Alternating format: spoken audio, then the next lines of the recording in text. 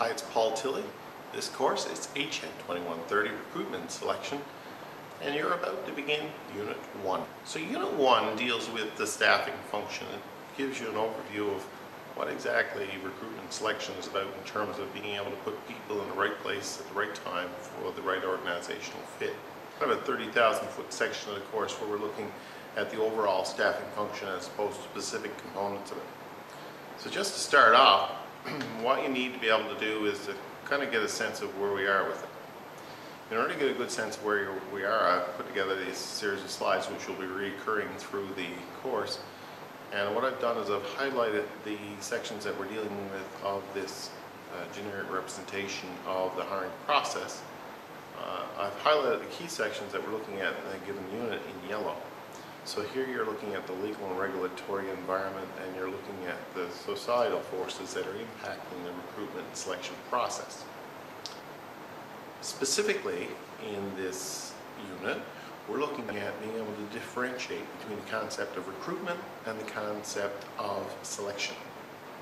We're also going to explain what recruitment and selection does for the organization, how it impacts the success of the organization. We're going to look at this concept of a systems model. How does a system work in which this recruitment selection environment works? We also look at some professional organizations that are dedicated to the human resource function, particularly recruitment selection. We're also going to look at ethics and looking at morals, ethics, and ethical behavior and how that flows into recruitment and selection. What impact does it have in terms of our thought process there? And finally, we're going to look at the codes of ethics that certain organizations have stated with regards to proper hiring of people. So without further ado, let's take a look at the concept of recruitment and selection. Well, first of all, every organization has to come up with some sort of a strategy, plan. Strategy is just a word for plan. So here we are, we're planning things out in an organization. We'd like to achieve some goal. We'd like to sell X number of units of widgets, or we'd like to be able to invent the next best computer, or to sell a new television or something like that, develop and sell a television or an electric car. So here we are as an organization, we have a certain goal in mind. This is the stuff we want to achieve. Now, in order to achieve that, you need people in your organization to work towards that goal. So recruitment and selection focuses on who are the right people to achieve that goal. So we need to be able to connect the human resources aspect with the overall big picture organizational aspect of what is the strategy of the organization. It's very important to be able to link the two. Organizations that are successful have a really good linkage, so they hire the right people to achieve that goal. And it's very important that if you use a systematic approach, such as we're describing in this course, it will help ensure that we have that good fit. If we look at human resource strategy as again at that 30,000-foot level, there's a couple of key aspects that we should be aware of. First of all, we operate in an environment. What we mean by an environment is not necessarily a weather-related environment, but an environment in terms of the things that impact us, okay? We think about things that are going on in society. We think about things that are going on in the economic world, the state of the economy. We think about things in terms of technology. How has technology, for example, influenced certain industries? We look at things like regulations, government regulations. What impact has regulations had on this industry? We look at things like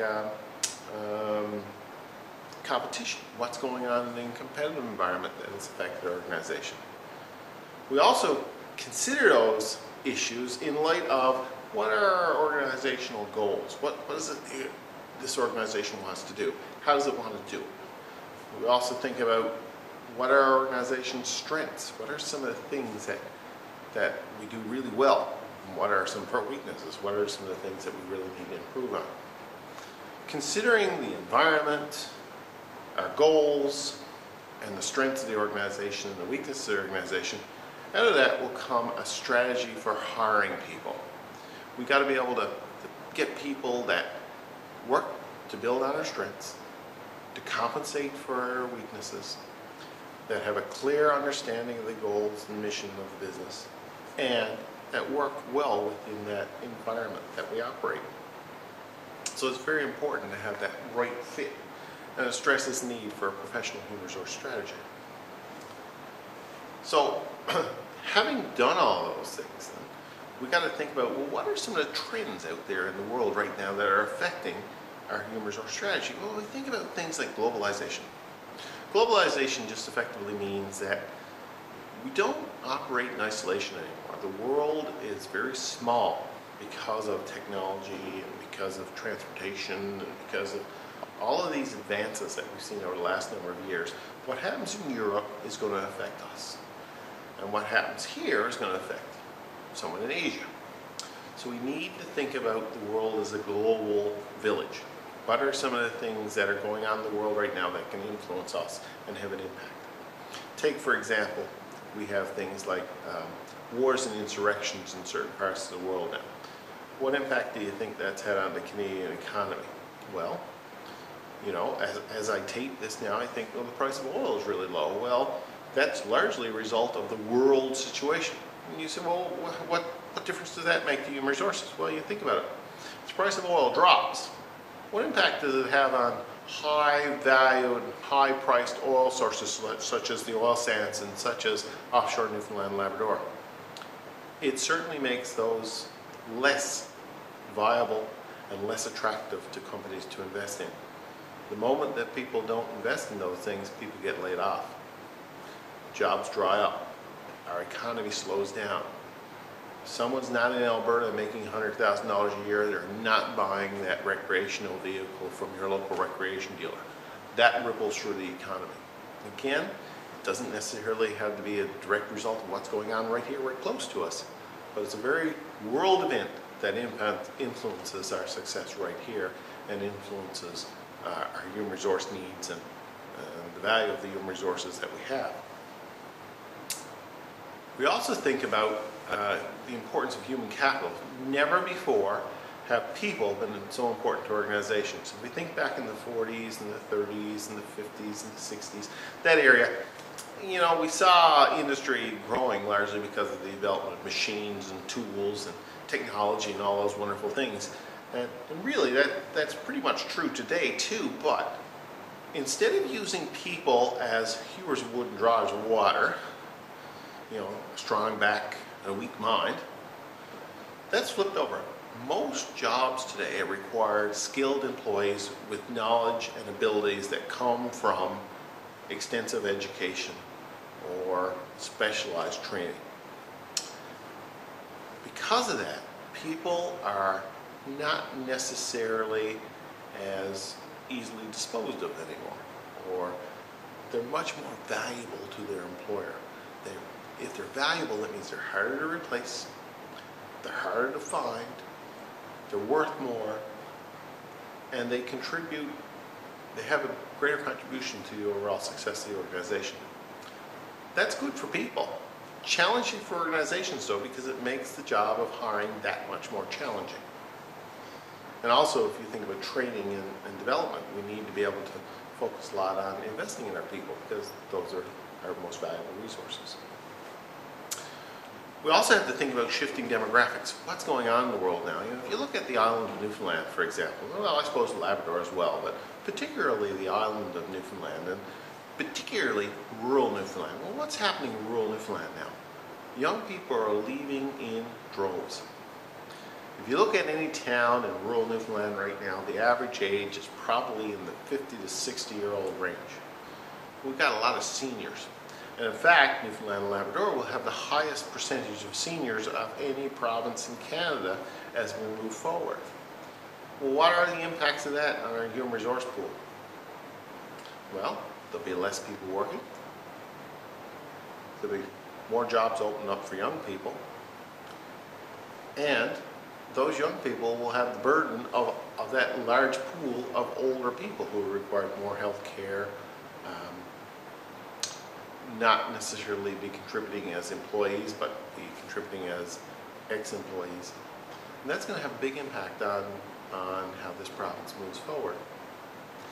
We also think about workforce diversity. You know, the number of women in the workforce, the number of minorities in the workforce means that our workforce is very different than it was 40 years ago. That impacts on how those people react to management decisions, and it influences how management make decisions, so it certainly has a big impact. We also have very different values this generation than the previous generation, as the previous generation did have the generation before that. It used to be that people used to have one job and that was it, and they figured, you know, that I'm an employee for a lifetime. New employees don't necessarily look at it that way. Young people look at themselves as a priority, and they will gladly hop from job to job in order to achieve their needs, which is a little different for employers. We also see huge advances in computerizations. The fact that you're watching this today on a computer means that the field that I'm involved in, education, is changing radically. The idea of a classroom environment that I'm sat in here now is probably something that's going to become obsolete in the next few years.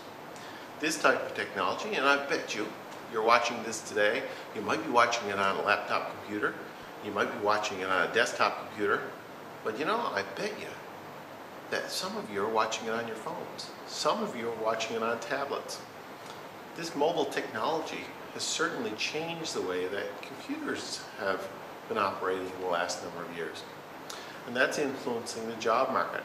How do we design jobs or design businesses in such a way, and what are the skills that people need in order to do those sorts of things? Telecommuting, broadband, all these sorts of issues have influenced the job market and how the job market is set up. And that's big news for people who are in the hiring and recruitment. We also have changes in our legal environment. We've become a very litigious society. You know, people are ready to sue someone at the drop of a hat now. So when we think about hiring, we have to think about the rules that impact the hiring decisions we make and influence the hiring decisions we make. Today, more than ever, human resource professionals need to be absolutely aware of what the legislation is, what the rules are, and operate within those rules, because if they don't, the implications of being caught off on that could be great. Companies can be sued, employees have won some large lawsuits, or ex-employees have won some large lawsuits because of wrongful dismissal or wrongful hiring or all these sorts of things. So having a good handle on the legal environment is critical for human resource professionals right now, and critical in a world that really has become a lot more knowledgeable. People know their rights more now, so as a result, we have to be aware of what their rights are as well. Organizations' missions and goals have changed over the last few years. What is the main driver behind an organization? You know, we could say, well, every business's goal is to make money. Okay, yeah, but now goals have gotten a lot more specific for organizations. They want to make money in a certain field or do a certain thing. And that's certainly influencing the decisions of human resource professionals. You know, organizations that used to do one type of thing are now probably switched to another type of thing. I'll give you an example. If we think about a company like ExxonMobil, for example, a large oil company, most of their drilling was onshore. So it required a certain type of skill set of people who could drill for oil on land-based areas. Now, as oil becomes scarcer, or that those reservoirs are drying up on land, they're moving into offshore. So ExxonMobil has become a world leader in offshore oil production now. Well, that means that the workers need a whole different set of skill sets than they used to have. And again, the goals and the mission of the organization probably haven't changed that much, you know, to be able to drill for oil and be successful at it. But how they go about those have changed, largely because of changes in the environment. So we should be aware of all those things, and we should be absolutely aware of the impact of those things on the human resource industry. We think that priorities have changed over the years. Managers must recognize that people's priorities are changing and organizational priorities are changing, and as a result, human resource needs change with it. We think about types of approaches that have been used. We had a commitment strategy where people were committed to a given company, and they said, well, we have to do it this way. A compliance strategy, which is just to comply with, we'll go with the flow. A paternalistic strategy, which was common in large companies, where they used to take care of their employees, and the employees used to say, thanks very much for taking care of me. Or a collaborative strategy, which is probably more common, where people work together in order to achieve a goal. In addition to all those things, or those changes and those environmental issues that we looked at, means that the field of human resource management has gotten much more technical over the last number of years. And because of that, professionalism has had to go up. In order to be able to facilitate this increased professionalism, a number of professional organizations have been formed that deal with the field of human resource management. I just want to focus on two Canadian ones here. The first one, I'll focus more locally, is the Human Resource Professionals in Newfoundland and Labrador. Seeing we're coming out of Newfoundland and Labrador, we're going to focus on that. And that organization is designed to be able to bring people who are in the human resource field together in this province and provide professional development for them. So you could think of all kinds of human resource professionals out there, consultants, students studying human resources, small business owners. All these people are involved in human resources one way or another. So this organization's goal is to enlighten them with regards to all the things we've talked about, the changing nature of human resource management, the legal compliance issues related to human resource management. And you know, if you're a student that is doing human resources, it's a great idea to join this organization. You can certainly do it right now as a student. It's not overly expensive. It's a $25 membership fee. The larger organization is the Canadian Certified Human Resource Professional designation, and really that just is the overarching one that flows over all the provincial legislations. And the CHRP designation is a nationally recognized accreditation that all human resource managers are expected to achieve these days. And it's certainly the goal there is to educate and to bring up a certain standard of professional in the human resource field so that they can do the job to achieve the goal of helping an organization achieve its maximum capacity.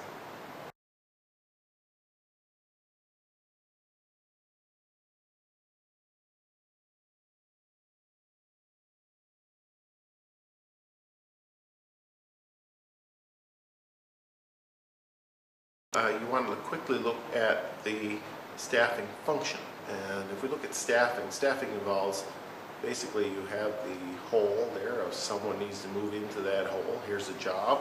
Someone needs to move into it. How do we ensure that that person fits the hole perfectly well? So we think about planning for the vacancy, figuring out what the requirements are for the vacancy, and getting the right person there in that.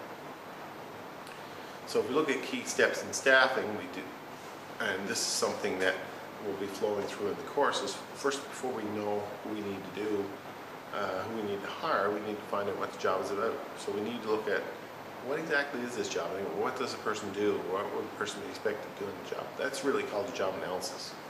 The job analysis is a very important upfront stage where we take a look at what are the skills that that person would need in order to do that job to the best of his or her capacity.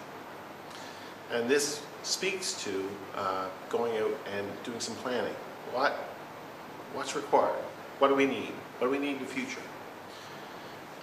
Based on the planning, we go out and do recruitment, which is going to find those potential people. Then we need to be able to select from those potential people the best person to do the job, hiring them and then training them for the specific needs of the organization. So that is the key things that, that is covered in that chapter.